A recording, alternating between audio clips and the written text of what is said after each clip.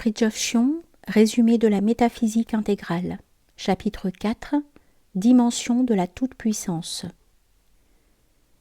Selon un fameux argument, de deux choses l'une, ou bien Dieu veut abolir le mal mais ne le peut pas, et alors il n'est pas tout-puissant, ou il peut abolir le mal mais ne le veut pas, et alors il n'est pas bon.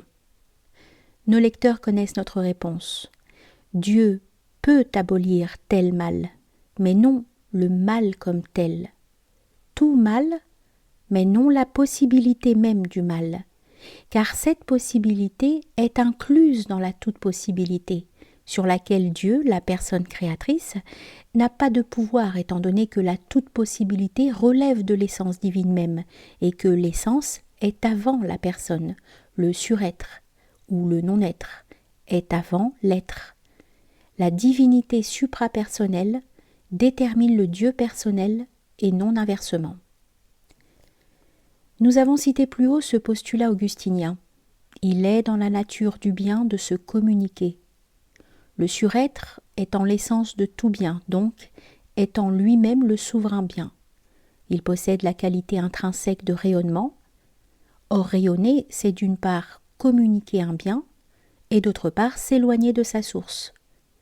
Tout bien que nous offre le monde vient du rayonnement, tout mal vient de l'éloignement. Mais le bien du rayonnement compense le mal de l'éloignement, et il le prouve par l'apocatastase, laquelle ramène tout mal au bien initial. Dans l'univers total et dans le jeu des cycles cosmiques, le mal se réduit à un accident quasi furtif, quelle que soit son importance pour les êtres qui le subissent ou qui en sont témoins. Nous pourrions aussi nous exprimer de la façon suivante, et nous l'avons fait en plus d'une occasion. L'absolu comporte par définition cette énergie ou cette shakti qu'est l'infinitude, laquelle, en tant que toute possibilité, projette la relativité, Maya. Or le Dieu personnel est le centre ou le sommet même de cette dimension extrinsèque. Loin de pouvoir déterminer l'absolu infini, il a pour fonction d'opérer et de régir la projection existentielle. C'est à l'égard de celle-ci que ce Dieu créateur, législateur et rétributeur est tout-puissant et qu'il apparaît comme l'absolu tout court. Et Dieu est bon de par son essence, dont il manifeste les potentialités, et par là même les siennes propres. Tout bien que nous rencontrons dans le monde témoigne et de l'essence divine et de la personnification de celle-ci, tandis que le mal n'en témoigne que par opposition et par privation. En d'autres termes, le principe suprême, étant absolu et par là même infini, est essentiellement ce que, par analogie avec tous les biens inconcevables, nous pouvons appeler le souverain bien. Et ce bien, nous l'avons dit, doit se communiquer de par la logique interne de sa nature. Il doit rayonner et par conséquent projeter un reflet qui s'éloigne de sa source et procède en direction du néant. Celui-ci n'existe pas en réalité, sauf à titre de possibilité de direction ou de tendance, de possibilité de l'impossible, pourrait-on dire. Le principe suprême comporte la toute-possibilité. Il ne peut donc exclure la possibilité de sa propre impossibilité, fort paradoxalement parlant. Mais comme cette possibilité tout abstraite ne saurait exister en elle-même ou par elle-même, elle se manifeste et elle n'est rien d'autre que cette manifestation sous le mode d'une tendance vers un pôle obscur en soi inexistant. Bien entendu, cette formulation n'entend pas être exhaustive. Aucune formulation ne saurait l'être, mais elle n'en offre pas moins un point de repère suffisant. C'est tout ce qu'on peut en demander en métaphysique à la pensée humaine. L'emploi du terme Maya dans ce qui précède, il s'agissait de la relativité, nous permet de spécifier ce qui suit. Il n'est pas question d'identifier Maya avec le mal, bien que l'opposition entre le bien et le mal ne soit pas tout à fait sans rapport avec la réciprocité Atma-Maya. Sans le second terme, il n'y aurait ni privation ni perversion, le mal n'étant autre que le reflet extrême et obscur de ce terme ou de cette shakti. En tout état de cause, et ceci est crucial, il faut distinguer essentiellement entre une Maya qui est divine, Ishvara, une autre qui est céleste, Buddhi et Swarga, et une troisième qui, humainement parlant, est terrestre, mais qui en réalité englobe tout le domaine de la transmigration, samsara, donc la ronde des naissances et des morts. On peut distinguer en Maya également un mode objectif, lequel se réfère à l'univers qui nous entoure et en partie nous dépasse, et un mode subjectif, lequel se réfère aux expériences de notre ego. En principe, l'homme peut agir sur la magie du monde en dominant celle de son âme. Des quasi-synonymes du terme Maya, qui signifie plus ou moins pouvoir magique, sont lila, jeu, et moa, illusion. Maha-moha étant la grande illusion, la manifestation dans toute son extension, métacosmique aussi bien que cosmique. Une remarque s'impose ici. N'en déplaise aux simplificateurs pseudo-védantistes qui ne doutent de rien, il n'est pas possible de dépasser la relativité sous les rapports qui peuvent venir en ligne de compte, sans l'acquiescement et le secours du relatif divin, lesquels sont loin d'être gratuits et bien au contraire engagent et exigent tout ce que nous sommes. Il y aurait bien des choses à dire sur les procédés et les modalités de la divine omnipotence. Dans le cas du miracle, Dieu projette quelque chose de lui-même dans le monde. Il modifie le cours naturel des choses par sa présence. Dans d'autres cas qui ne sortent pas à proprement parler de ce cours, la divine présence est moins directe, ou plus indirecte si l'on préfère, car l'entrée de Dieu dans le monde ne saurait signifier que la personne divine y entre avec sa substance même, laquelle réduirait l'univers en cendres. C'est dire que dans l'ordre des manifestations de la puissance divine, il s'agit de distinguer entre les dimensions horizontales et verticales, celle-ci étant surnaturelle et celle-là naturelle. Pour les matérialistes, seule la dimension horizontale existe, et c'est pour cela qu'ils ne peuvent pas concevoir des causes qui agissent à partir de la verticale, et qui de ce fait sont inexistantes pour eux, comme la dimension verticale elle-même. À la place des notions d'horizontalité et de verticalité, nous pourrions aussi utiliser les images du cercle et de la croix, ou des cercles concentriques et des rayons. D'une part, la causalité reste séparée des cercles, et c'est l'ordre naturel et dépourvu de mystère. D'autre part, elle émane du point central, et c'est l'ordre surnaturel, miraculeux et divin. Aux hommes, cela est impossible, mais à Dieu, tout est possible. Si Dieu était bon, raisonnent les athées et même certains déistes, il abolirait le mal. Nous avons à cela deux réponses, et on connaît la première. Dieu ne saurait abolir le mal comme tel puisque celui-ci relève de la toute-possibilité, qui, elle, est ontologiquement antérieure au Dieu personne. Par conséquent, Dieu ne peut abolir tel mal que dans la mesure où, en le faisant, il tient compte de la nécessité métaphysique du mal en soi. Notre seconde réponse dépasse en quelque sorte la première, au point de paraître la contredire. Dieu étant bon, il abolit en fait non seulement tel mal, mais aussi le mal comme tel. Tel mal parce que toute chose a une fin, et le mal comme tel parce que celui-ci, étant soumis à la même règle en fin de compte, disparaît en vertu des cycles cosmiques et par l'effet de l'apocastase. Aussi, la formule vincit omnia veritas s'applique-t-elle non seulement à la vérité, mais également au bien sous tous ses aspects. Et ceci signifie également qu'il ne saurait y avoir aucune symétrie entre le bien et le mal. Celui-ci n'a aucun être par lui-même, tandis que celui-là est l'être de toute chose. Le bien est ce qui est. Être et bien coïncident. Il est vrai qu'à notre seconde réponse, on pourrait objecter que sa portée n'est que relative, puisque les termes cycliques n'abolissent pas la possibilité du mal, lequel en effet doit réapparaître au cours de chaque cycle à un degré quelconque. Cela est vrai sans être réellement une objection, et cela nous ramène une fois de plus au problème de la nature même de l'infini, laquelle implique que la toute-possibilité doit inclure par définition la possibilité de sa propre négation, dans la mesure précisément où cette négation est possible. Et elle l'est non sur le plan même du principe, bien entendu, mais dans une modalité déjà très relative de la contingence, donc à l'extrémité inférieure de Maya, et par conséquent d'une manière illusoire, c'est-à-dire irréelle au niveau de l'absolu. La qualité divine de bonté peut être envisagée sous différents rapports ou à divers degrés. Tout d'abord, il y a l'absolu en tant que souverain bien, et par conséquent en tant que source suprême, mais indirect de tout bien possible. Ensuite, il y a le souverain bien en tant qu'il se personnifie au degré de l'être et dans l'être. Plus relativement, il y a le rayonnement divin, la fonction cosmogonique du mien, la projection créatrice du monde, et enfin, il y a la réintégration finale, l'apocastase. Et nous pourrions mentionner également tous les biens que comporte l'univers et qui eux aussi constituent, soit dans leur ensemble, soit chacun séparément, une manifestation du bien en soi.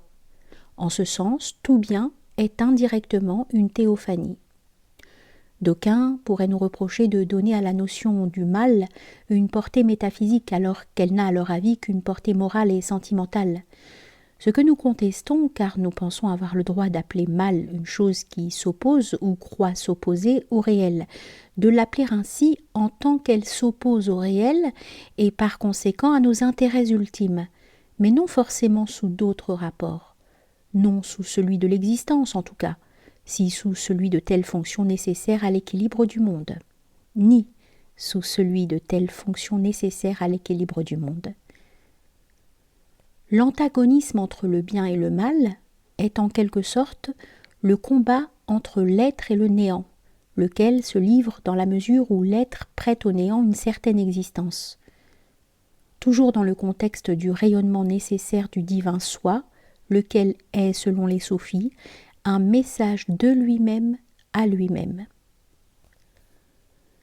D'après saint Paul, la colère divine, ou la qualité divine de justice, doit pouvoir se manifester, et il faut par conséquent qu'il y ait quelque chose qui la provoque, ce qu'exprime d'ailleurs la parole « il faut que le scandale arrive ».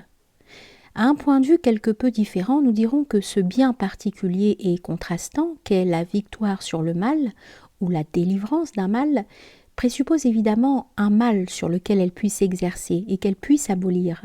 Le soulagement dilatant et libérant qu'éprouve l'homme assoiffé quand il boit n'existerait pas s'il n'y avait pas le tourment de la soif. Nous avons entendu dire parfois que le bonheur illimité du paradis est impossible puisque, faute de contraste, il finirait dans l'ennui. Pour apprécier un bonheur, paraît-il, il faut qu'il y ait des points de comparaison et de référence, donc des souffrances. Cette opinion est erronée pour diverses raisons. Premièrement, l'homme, moralement et intellectuellement intègre, satisfait à la nécessité des contrastes ou du changement par son discernement, son détachement et sa discipline, et c'est pour cela qu'il ne s'ennuie jamais, à moins qu'on ne l'ennuie.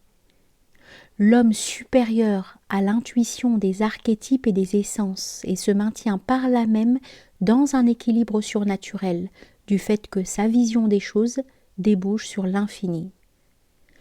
Au paradis, rien ne peut se faner, ni objectivement ni subjectivement, étant donné que les choses et les perceptions se rajeunissent sans cesse par leur contact avec la divine infinitude.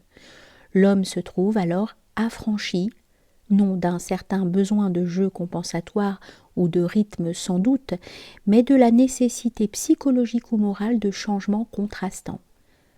La preuve métaphysique en est la félicité divine elle-même, laquelle ne souffre nullement du fait qu'elle est sans ombre, mais laquelle comporte nécessairement des dimensions dans la mesure où elle se projette dans le règne de Maya ou dans la mesure où notre façon d'envisager l'ordre divin relève de ce règne. L'habitude, dit-on, émousse les sentiments, ce qui est largement vrai de facto, mais non de juré, car le phénomène psychologique de l'habitude témoigne à lui seul un manque de gratitude, mais aussi de profondeur, du moins sur le plan des choses qui sont censées contribuer au bonheur, non sur celui des choses que nous devons supporter ou qui nous sont indifférentes. D'un autre côté, la stabilité du bonheur dépend, toute question de destin mise à part, non seulement de la beauté et de la sagesse de notre attitude, mais aussi et avant tout d'être d'une ouverture vers le haut, nous l'avons dit, laquelle, octroie à l'expérience du bonheur une vie toujours renouvelée. Il faut réaliser ce mode terrestre, ce qui se réalisera en mode céleste. C'est la définition même de la noblesse de caractère. Il y a deux sortes d'antinomie, une verticale et une horizontale, suivant qu'il y a opposition ou réciprocité. Le rapport entre le positif et le négatif, le réel et l'illusoire, le bien et le mal, relève de la première sorte, et celui entre l'actif et le passif, le dynamique et le statique, le masculin et le féminin, de la seconde. C'est-à-dire que le pôle positif est en haut et le pôle négatif en bas, tandis que le pôle actif est à droite et le pôle passif à gauche. L'opposition entre un bien et un mal, laquelle se rencontre dans les régions périphériques du cosmos, est exclue de la région centrale. Le monde paradisiaque ne contient que des réciprocités qualitatives horizontales. Ses contraires se situent en dehors et au-dessous de son domaine. Nous disons qualitatives parce que le mal comporte lui aussi des complémentarités horizontales, étant donné que les pôles actifs et passifs sont en soi neutres et s'affirment à tous les niveaux. Quant au rapport vertical, la confrontation entre le positif et le négatif, il est universel en ce sens qu'il est a priori l'écart entre l'absolu et le relatif, la Maya commençant dans l'ordre divin même en produisant les degrés hypostatiques. Du reste, suivant notre manière d'envisager les choses, la verticalité et l'horizontalité sont interchangeables, ainsi que nous l'avons fait remarquer plus haut. À un certain point de vue, Maya est la Shakti d'Atma, comme l'infinitude est le complément de l'absolu, ou comme la toute-possibilité prolonge l'être nécessaire. À un autre point de vue, Maya est la relativité ou l'illusion. Elle n'est pas à gauche, mais en bas. Archétype universel de la féminité, elle est à la fois Ève et Marie, femme psychique et séductrice, et femme pneumatique et libératrice. Génie descendant ou ascendant, aliénant ou réintégrant. Maya projette les âmes pour pouvoir les libérer et le mal pour pouvoir le vaincre. Ou encore, d'une part, elle projette son voile pour manifester les potentialités du suprême bien, et d'autre part, elle voile le bien pour pouvoir le dévoiler et manifester ainsi un bien de plus, celui du retour de l'enfant prodigue ou celui de la délivrance.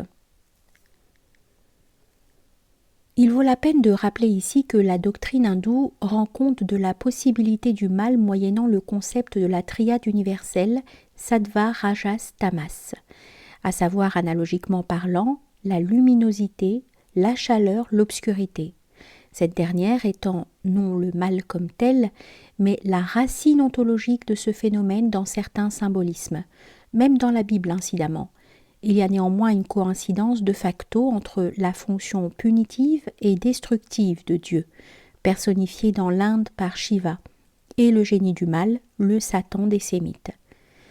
Shiva est en effet le sommet divin de Tamas, si l'on peut dire, mais il n'est certes pas obscurité, pesanteur ou ignorance. Il comporte tout au plus un aspect négatif ou ténébreux au point de vue du monde, du fait précisément qu'il châtie et qu'il détruit. La confusion, apparente ou réelle, entre la colère divine et le génie du mal est une ellipse qui signifie que le mal, en tant que phénomène nécessaire, s'intègre en dernière analyse dans une fonction céleste. D'un côté, Dieu aime le monde parce que le monde manifeste Dieu, mais d'un autre côté, Dieu punit le monde parce que celui-ci est non manifestation divine cette fois-ci, mais au contraire éloignement et autre que Dieu. Il y a d'une part harmonie et d'autre part opposition entre l'être nécessaire et l'être possible. Toute l'existence est une oscillation en surface contradictoire mais au fond homogène entre ces deux aimants d'ailleurs incommensurables. Et c'est ainsi que l'homme est la personnification d'une alternative aux dimensions qui échappent à sa vision immédiate. En d'autres termes, la raison d'être même de la condition humaine est de choisir et de faire le bon choix, d'opter pour la participation libératrice à l'être nécessaire et non pour l'errance asservissante dans le labyrinthe du possible et en direction du néant. C'est ainsi également que tout homme est prêtre pontifex, pontife, bâtisseur du pont entre la terre et le ciel, du pont menant du présent exil à l'autre rive, celle de la paix auprès de l'immuable. Le mal, avons-nous dit, n'a aucun être en lui-même. Il ne l'a que par emprunt et en sa substance neutre, tandis que le bien est l'être de toute chose, en sorte que l'être est synonyme de bien, comme l'ont relevé quelques soufis. Or, chaque homme, par son existence et ses facultés, participe à l'être et le porte, pour ainsi dire, en lui-même. Chacun a accès en lui-même au bien, donc à la béatitude. Le royaume de Dieu est au-dedans de vous. Il est vrai que cet accès en raison de la chute est devenu fonction de conditions externes. La porte du cœur humain s'étant fermée, la porte du cœur céleste a dû s'ouvrir et elle l'a fait moyennant la révélation et la loi. Sans moi, vous ne pouvez rien faire. Mais ce transfert ne saurait empêcher que le souverain bien réside dans notre propre cœur et qu'à notre égard il garde toute sa liberté. C'est précisément pour pouvoir agir en nous qu'il agit en dehors de nous. L'homme, marqué par le mal, porte en son centre transpersonnel le miracle de sa salvation, qu'il le sache ou non et qu'il le veuille ou non. Le souverain bien est à la fois toute puissance et miséricorde, géométrie implacable et beauté libératrice.